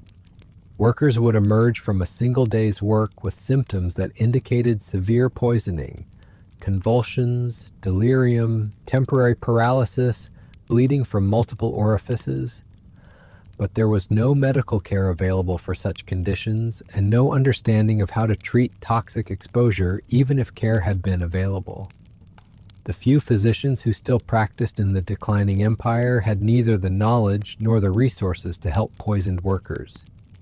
Most wouldn't even try, since latrine cleaners still couldn't afford medical treatment and were still considered too contaminated to be worth saving anyway. This medical neglect meant that workers who survived acute poisoning episodes were left to deal with permanent disabilities and chronic health problems that made their already dangerous work even more hazardous. Partially blind workers would stumble into toxic pools. Workers with damaged nervous systems would lose their grip on tools and fall into deadly situations. Workers with respiratory damage would be unable to hold their breath long enough to escape gas-filled chambers. The cascade of disabilities created a workforce that was increasingly unable to perform the very tasks they were being forced to attempt. But rather than recognizing this as a systemic problem requiring better safety measures or medical support, employers simply lowered their expectations and accepted higher casualty rates as normal. This acceptance of mass casualties as routine business expense reveals something truly chilling about how the collapse of civilization affects moral reasoning. As social institutions break down and survival becomes uncertain, people often abandon ethical considerations that seemed important during more stable times. The Romans who employed latrine cleaners during this period weren't necessarily more evil than their predecessors, but they were operating in a context where normal moral constraints had weakened, where the future was uncertain enough that long-term consequences seemed irrelevant, and where maintaining immediate comfort took precedence over preserving human life. This moral collapse created a feedback loop that made conditions even worse for workers. As employers became more callous about worker deaths, they began demanding even more dangerous tasks for even less compensation. Workers who might have previously been able to negotiate for basic safety measures found themselves with no bargaining power whatsoever. The result was a race to the bottom where working conditions deteriorated faster than anyone could have imagined possible. Jobs that would have been considered suicide missions in the stable empire became routine assignments. Casualty rates that would have shocked earlier generations became accepted as normal business expenses. But let's talk about what happened to the families of workers during this period, because the breakdown of the empire affected them in ways that were almost as horrific as what the workers themselves experienced. As the economy collapsed and traditional support systems disappeared, the wives and children of latrine cleaners found themselves in an impossible situation. When a worker died, which happened with increasing frequency, his family lost not just their primary breadwinner, but also their only connection to the underground economy that provided latrine cleaning work. Widows couldn't simply take over their dead husbands' contracts because the work was too physically demanding, and the working conditions too dangerous for most women to survive. This meant that the death of a latrine cleaner often condemned his entire family to slow starvation. Children who might have eventually inherited their father's profession, horrible as it was, found themselves with no economic prospects whatsoever. Widows who might have previously been able to find work as servants or in other low-status occupations discovered that the general economic collapse had eliminated most employment opportunities. Some families tried to survive by having multiple members work as latrine cleaners, with wives and older children taking on contracts that were beyond their physical capabilities. The mortality rate for these desperate family operations was even higher than for experienced male workers, but it was often the only way to generate any income at all. The sight of entire families dying together in sewage tunnels became so common that it stopped generating much comment from the few people who still bothered to keep records. Children as young as 10 or 12 were being sent into toxic environments that killed grown men, not because anyone thought they could survive, but because their families had literally no other options. This exploitation of children adds another layer of horror to an already nightmarish situation. These weren't just workers dying for the convenience of wealthy Romans. These were children being systematically murdered by a system that had become so desperate and callous that it would sacrifice anyone to maintain the illusion of normal life. The psychological impact on the children who did survive these family operations was beyond devastating. They had watched their parents and siblings die horrible deaths, had barely escaped death themselves, and knew that they would probably face the same fate unless they could somehow escape their circumstances entirely. But escape was becoming increasingly impossible as the empire continued to collapse. The traditional routes out of poverty, such as military service or skilled trades, were no longer available to people from latrine cleaner families. The army was falling apart, the craft guilds were excluding anyone with a contaminated background, and the general economic chaos meant that social mobility had essentially ceased to exist. This created a trapped population of damaged children who had no future except to repeat their parents' fate. They grew up knowing that they would probably die young and horribly, that their children would face the same destiny, and that there was absolutely nothing they could do to change these circumstances. The hopelessness was so complete that some families began practicing forms of infanticide, killing newborn children rather than condemning them to lives of inevitable suffering. This wasn't done out of cruelty, but out of a twisted form of mercy that recognized that death in infancy was preferable to death in a sewage tunnel 20 years later. These mercy killings reveal the absolute moral bankruptcy of a system that could drive loving parents to murder their own children, rather than watch them grow up to face systematic torture and death. The latrine cleaner families weren't monsters, they were people who had been pushed so far beyond the limits of human endurance that they were making choices no parent should ever have to consider. The documentation of these practices is sparse, partly because the people involved couldn't write, and partly because the few literate observers considered such behavior too disturbing to record in detail. But the scattered references that survive suggest that infanticide became relatively common in latrine cleaner communities during the final centuries of the empire. This represents perhaps the ultimate failure of Roman civilization. A system that claimed to represent the height of human achievement had created conditions so horrible that parents were killing their children to protect them from worse fates. The empire that built the Pantheon and Colosseum was simultaneously creating circumstances that drove people to murder their own babies out of love. And through all of this, the wealthy Romans who employed these workers continued to maintain the fiction that they were providing valuable opportunities for social advancement. They would speak of latrine cleaning as honest work that built character and offered a path to better circumstances, even as they watched entire families disappear into the sewers never to emerge again. This cognitive dissonance was so extreme that it suggests a form of collective madness had overtaken the Roman elite. They were living in a fantasy world where their actions had no consequences, and their comfort was more important than the lives of the people who made that comfort possible. The delusion was maintained through elaborate rituals of denial that became more sophisticated as conditions became worse. Wealthy Romans would hold dinner parties where they discussed philosophy and ethics while being served by people whose families were being systematically exterminated to maintain their lifestyle. They would write treatises on virtue and morality while employing children in conditions that guaranteed their deaths within months. They would attend religious ceremonies celebrating the sanctity of life while participating in a system that consumed human beings as efficiently as it processed human waste. This level of hypocrisy required enormous psychological effort to maintain, which helps explain why Roman elite culture during this period became increasingly detached from reality.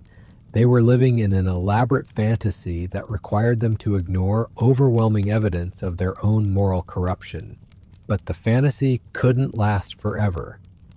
As the empire continued to collapse and the infrastructure became increasingly unreliable, even the wealthiest Romans began to face the consequences of their systematic neglect of the people who maintained their civilization. Sewage systems that had been pushed beyond their limits by decades of inadequate maintenance began to fail catastrophically. Entire districts of Rome were flooded with waste when overstressed pipes burst and couldn't be repaired because all the qualified workers were dead or disabled. Disease outbreaks that might have been contained with proper sanitation spread rapidly through communities where waste management had completely broken down.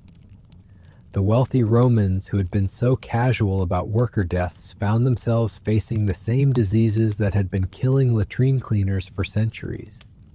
The irony was perfect and terrible. The people who had sacrificed others to maintain their comfort discovered that their comfort depended on the survival of the people they had been killing. But by the time they realized this, it was too late to reverse the damage they had done. The skilled workers were gone, the infrastructure was beyond repair, and the social systems that might have supported reconstruction had been destroyed by centuries of systematic oppression. Rome had literally flushed away its own ability to function as a civilization. But even as their world collapsed around them, many wealthy Romans continued to demand that someone clean their toilets. They couldn't accept that their lifestyle might have to change, that they might have to adapt to new circumstances, that their comfort might not be the most important consideration in a dying world. This stubborn refusal to acknowledge reality led to some of the most grotesque episodes in the entire history of latrine cleaning.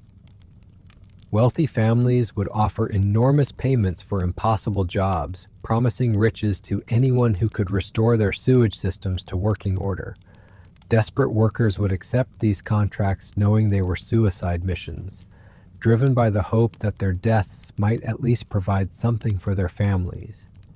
But the promised payments rarely materialized, since dead workers couldn't collect their wages and their families had no legal recourse to demand payment. The final decades of latrine cleaning in the Western Roman Empire became a series of increasingly desperate and futile gestures, as a dying civilization tried to maintain the illusion of normalcy by sacrificing the last of its most vulnerable citizens. Workers would descend into completely collapsed tunnel systems with no hope of success, simply because someone was willing to pay them to try. Families would watch their loved ones disappear into underground death traps, knowing they would never return, but unable to refuse the money that might keep the rest of the family alive for a few more weeks. The end came not with any dramatic collapse or final catastrophe, but with a gradual recognition that there was simply no one left willing or able to do the work. The last generation of latrine cleaners had died or fled, their children had been killed or had escaped to other regions, and the knowledge needed to maintain the systems had died with them. Rome's famous sewers, the engineering marvels that had supported 1 million people, slowly filled with waste and debris until they became unusable. The infrastructure that had taken centuries to build was destroyed in a few decades by the systematic elimination of the people who understood how to maintain it. The wealthy Romans who had been so eager to preserve their lifestyle found themselves living in a city where human waste accumulated in the streets, where disease ran rampant, where the most basic functions of civilization had broken down completely. They had achieved the ultimate victory over the latrine cleaners. There were none left to exploit. But in winning that victory, they had destroyed the very thing they had been trying to preserve. Their comfort, their status, their civilization itself had depended on the survival of the people they had systematically murdered. And in the end, they faced the same fate as the workers they had despised. Disease, starvation, violence, and death came for them too, just as it had come for the latrine cleaners they had sacrificed for their temporary comfort. The last wealthy Romans died in the same filth they had forced others to clean, victims of the same diseases they had inflicted on their workers, abandoned by the same civilization they had helped to destroy through their callous indifference to human suffering. It was a fitting end to a system that had elevated comfort over compassion, that had prioritized luxury over life, that had maintained order through systematic oppression and called it civilization. But the story doesn't end there, because the collapse of the Western Roman Empire wasn't the end of latrine cleaning or the end of systematic exploitation of vulnerable workers. The same dynamics that created this nightmare in ancient Rome have reappeared throughout history in different forms, reminding us that the capacity for such evil is not limited to any particular time or place.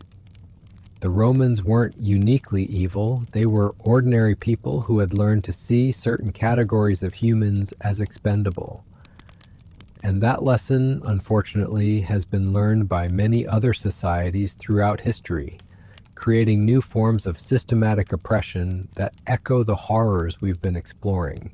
The latrine cleaners of ancient Rome may be long dead, but their story serves as a warning about what happens when civilizations lose sight of the basic principle that all human lives have value. It's a reminder that technological progress and cultural sophistication mean nothing if they're built on the systematic dehumanization of the most vulnerable members of society. And it's a challenge to all of us to examine our own lives and our own society, to ask ourselves whether we're participating in systems that sacrifice others for our comfort, whether we're turning a blind eye to suffering that makes our lifestyle possible, whether we're complicit in forms of oppression that we prefer not to acknowledge. Because the real horror of the latrine cleaner story isn't just what happened to them in ancient Rome, it's the recognition that the same dynamics, the same moral failures, the same capacity for systematic cruelty exist in every human society, including our own. The question isn't whether we're capable of such evil. The question is whether we're wise enough to recognize it when we see it, and strong enough to choose a different path when we have the opportunity to do so. The latrine cleaners of ancient Rome died so that others could live in comfort. Their sacrifice was neither voluntary nor honored, but it was real. The least we can do is remember their story, learn from their suffering, and commit ourselves to building a world where no one has to choose between dignity and survival, where no one's life is considered expendable for someone else's convenience. That's the true legacy of these forgotten workers. Not just the horror of what they endured, but the possibility that their suffering might teach us to do better. In a world that often seems determined to repeat the worst mistakes of the past, their story stands as both a warning and a challenge. We can honor their memory by refusing to accept that anyone deserves to be treated as they were treated, by rejecting the logic that makes some lives more valuable than others, by building systems that protect the vulnerable rather than exploiting them. The sewers of Rome are ruins now, and the empire that built them is dust. But the choice between civilization and barbarism, between compassion and cruelty, between justice and exploitation, remains as relevant today as it was 2,000 years ago.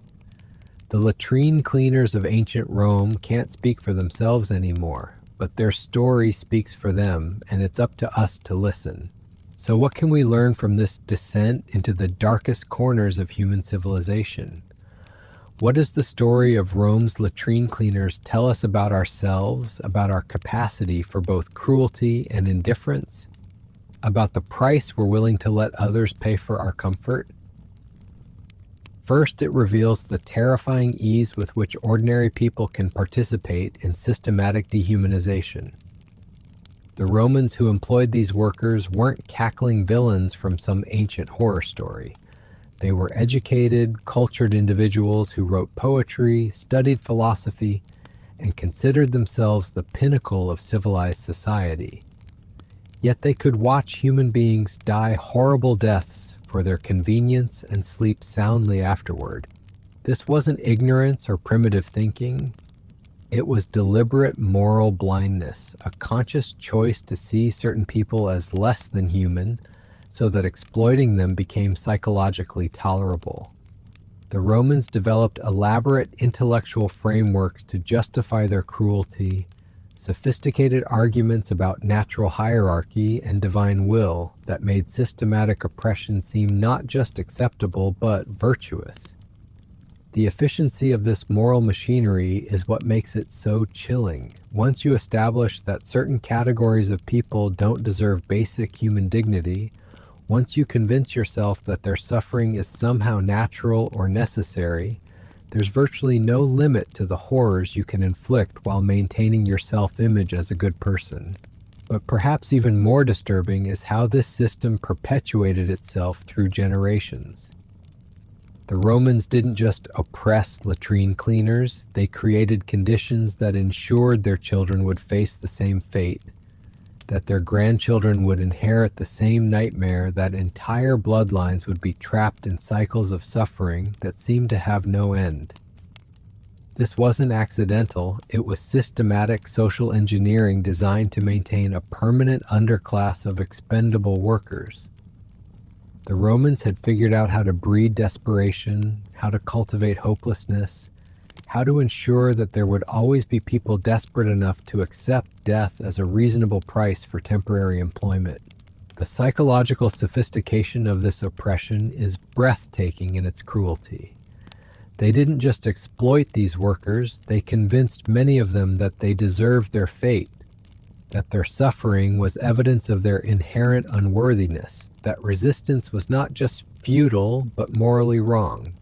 Some latrine cleaners spent their final years defending the very system that was killing them, arguing that wealthy Romans deserved better treatment because they were naturally superior beings.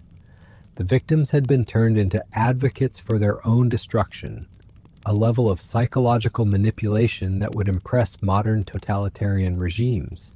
But here's what might be the most important lesson from this nightmare. It shows us how quickly civilized veneer can collapse when it becomes inconvenient. The Romans weren't monsters who suddenly appeared from nowhere.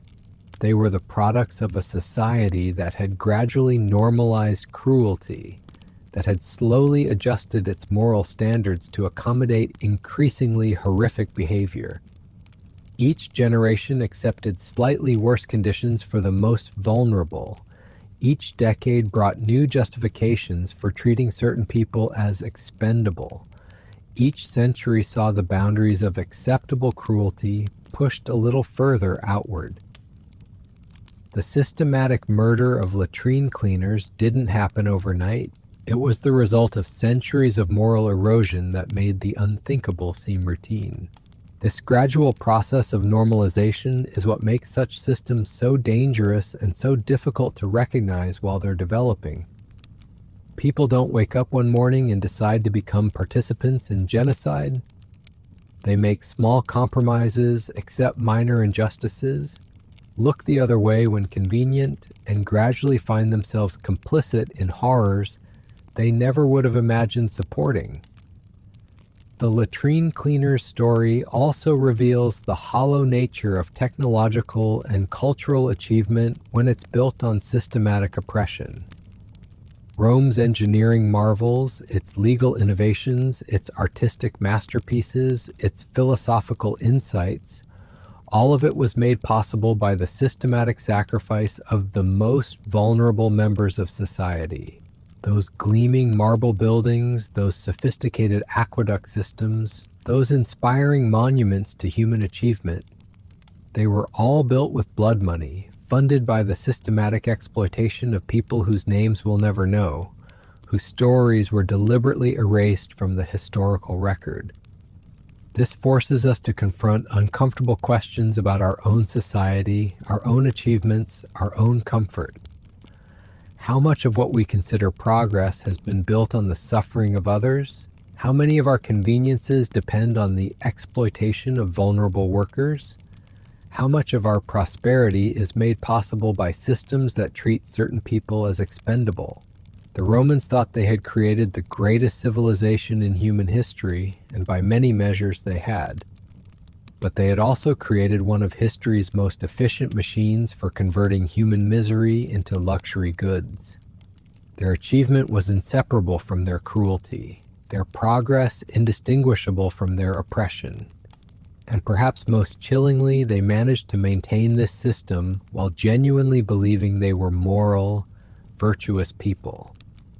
They attended religious ceremonies, donated to charity, wrote treatises on ethics, and considered themselves examples of human excellence.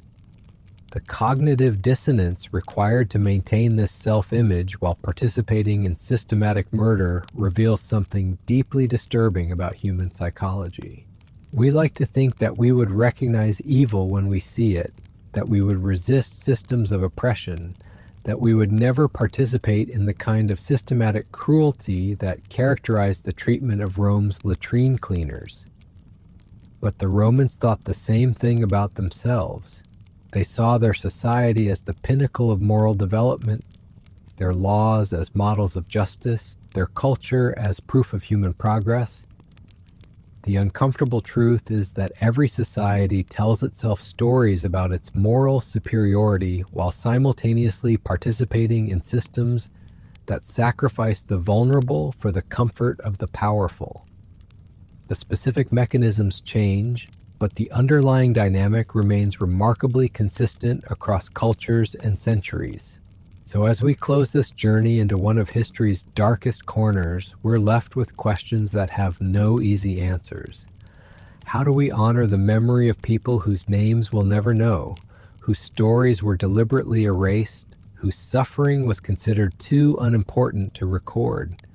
How do we learn from horrors that most people would prefer to forget? How do we build better systems when the same human nature that created these nightmares still exists within all of us? Perhaps the answer lies in remembering that the latrine cleaners of ancient Rome were not statistics or historical curiosities. They were human beings with hopes and fears, with families they loved and dreams they cherished, with the same capacity for joy and sorrow that we all share. They felt pain when they were injured, terror when they faced death, love when they held their children, and despair when they realized their circumstances would never improve. They were us, separated only by the accident of when and where they were born. Their story is our story. Their capacity for suffering is our capacity for suffering. Their resilience in the face of unimaginable horror is a testament to the strength that exists within all of us. But they were also victims of choices made by other human beings, people who decided that some lives matter more than others, that some suffering is acceptable if it serves the greater good, that some people can be sacrificed for the comfort and convenience of others. Those choices weren't inevitable. They weren't natural or necessary or divinely ordained. They were decisions made by people who could have chosen differently, who could have built systems that protected the vulnerable rather than exploiting them, who could have created a civilization based on compassion rather than cruelty.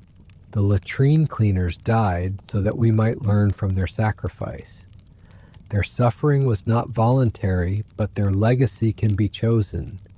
We can honor their memory by refusing to repeat their oppressors' mistakes, by building societies that value every human life, by creating systems that serve all people rather than sacrificing some for the benefit of others.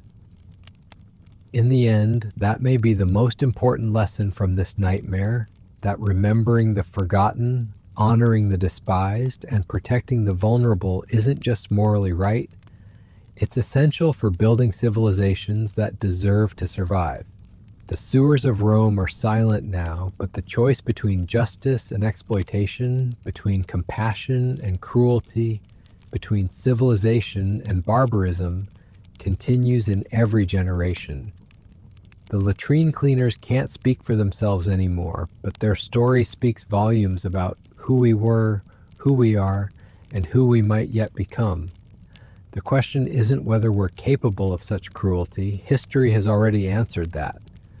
The question is whether we're wise enough to choose a different path, strong enough to build better systems, and brave enough to protect those who cannot protect themselves. That choice is ours to make. And it's a choice we make not once, but every day, in how we treat the most vulnerable members of our own society, in whose suffering we're willing to ignore for our convenience, in what systems we're willing to support or resist. The latrine cleaners of ancient Rome are gone, but their challenge to our conscience remains. In remembering their story, we remember our responsibility to ensure that such horrors never happen again, that no human being is ever again treated as expendable for someone else's comfort. That's their true legacy, not the horror of what they endured, but the possibility that their suffering might teach us to do better. In a world that often seems determined to repeat history's worst mistakes, their story stands as both a warning and a hope. We can choose to honor their memory by building a world they never got to see, one where dignity isn't determined by social status, where human worth isn't measured by economic utility, where no one has to choose between survival and self-respect. The choice is ours. The time is now. And the stakes couldn't be higher. Because in the end, we're all just people trying to build something better from the wreckage of the past, hoping that our choices might create a future worthy of all the sacrifices that came before us. The latrine cleaners of ancient Rome made their sacrifice unwillingly, but it's up to us to make sure it wasn't in vain.